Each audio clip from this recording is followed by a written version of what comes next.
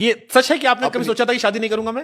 नहीं, ये प्रारंभ में ये मन में था कि पूरे समय काम करते रहना है, लेकिन परिवार की जिद थी कि विवाह करना चाहिए। और जब मैं एमएलए बन गया तो उसके बाद ये परिवार ने, ये पिता परिवार का मतलब पिताजी, माताजी का स्वर्गवास मेरी बचपन में हो गया था, पिताजी, बहन, भाई।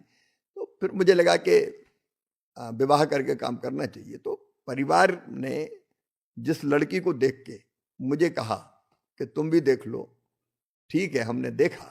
तब से देखिए रहे तो हैं। तब से देख रहे हैं, आज तक देख ही रहे हैं। ये आपने सर महिलाओं का एक्सपेक्टेशन लेवल बहुत बढ़ा दिया है। अब महिलाएं कहती कि शिवराज जी को देखो, आमतौर पर जो पुरुष होते कहते हैं हम बिजी हैं, तो कहती देखो शिवराज जी भी तो बिजी, मुख्यमंत्री रहे उसके बाद भी मैडम साथ में रहती हैं, और बहुत पसंद करती हैं महिलाएं जो आप लोग साथ में जाते हैं, साथ में दिखाई पड़ते हैं। कई बार आप वो कहती हैं कि उनके पापा इधर आओ, और ये सब रील वायरल होती है। मतलब आमतौर पर राजनेता लोग बचते हैं, आप थोड़ा सा इस मामले में लड़कियों के लिए स्टैंडर्ड आपने बहुत बढ़ा दिया कि ऐसा हस्बैंड होना चाहिए। देखिए, भारत में जो परिवार की अवधारणा है, हमारे यहाँ तो अर्धनारीश्वर की कल्पना की गई है। पति और पत्नी एक दूसरे के पूरक हैं। अपने कर्तव्यों को पूरा करते हुए हम ये कहें कि तू दूर रहे, तू दूर रहे। हम जहां परिवार को साथ रहना चाहिए, जितने भी धार्मिक काम होते हैं, अनुष्ठान होते हैं, मंदिर में जाके पूजा करनी है, या हम तो सोच समझ के भी कहीं पर्यटन के लिए भी जाते हैं तो वो तो मंदिरों में ही जाना होता है लगभग। तो क्यों परिवार साथ नहीं रहना चाहिए? भारतीय संस्कृति, जीवन मूल्य, परंपराएं अद्भुत है।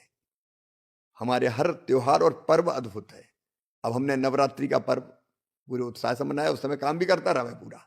लेकिन अगर अष्टमी की पूजा करनी तो परिवार में बहुएं भी साथ बैठी, हम भी साथ बैठे, बैठे बैठे हमने यज्ञ किया, हवन किया। क्यों नहीं करना चाहिए? नहीं तो शिवराज जी साधना जी से इतना प्यार करते हैं, या मैडम इतनी सख्त हैं कि साथ में रहती हैं?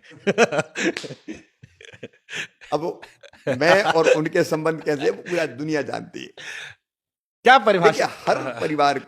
हर परिवार को अपनी संस्कृति और परंपराओं को आगे बढ़ाने का काम करना चाहिए। जैसे शादी हुई तो हमारे एक परंपरा थी, बच्चों की शादी हुई, कि निमंत्रण हमारे पूर्वजों को भी देना चाहिए।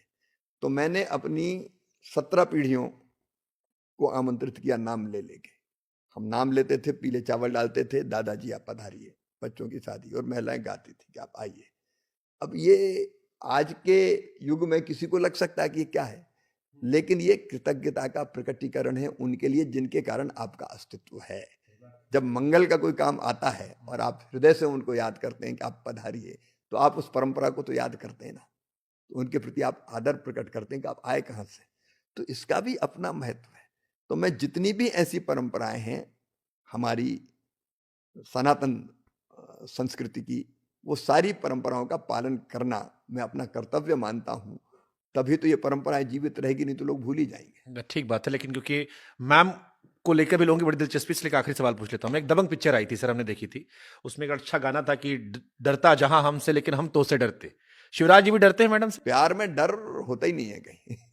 कोई सवाल ही पैदा नहीं होता। प्यार में तो प्यार ही होता क्या है। परिभाषा और होती प्यार की? देखिए, प्यार तो एक अद्भुत चीज है। मैं बेटा बेटियों से भी प्यार करता हूं, मतलब मेरे भांजे भांजियां हैं सब। मैं कोई बहन भी आती है तो आज भी आप जाएंगे मध्य प्रदेश में तो कोई भी बहन आके मेरे गले लग जाती है, भैया। तो ये अद्भुत रिश्ता होता है, जो होता है स्नेह का, आत्मीयता का, प्रेम का। और सचमुच में यही जीवन है। जैसे मैंने कहा कि लोगों की सेवा ही भगवान की पूजा है, वैसे ही मैं प्रेम को भी ईश्वर ही मानता हूं। बेटा बेटी से प्रेम, बेटा बेटी मतलब मैं केवल अपने बेटा बेटी की बात नहीं कर रहा, जितने हैं वो सब अपने ही तो है।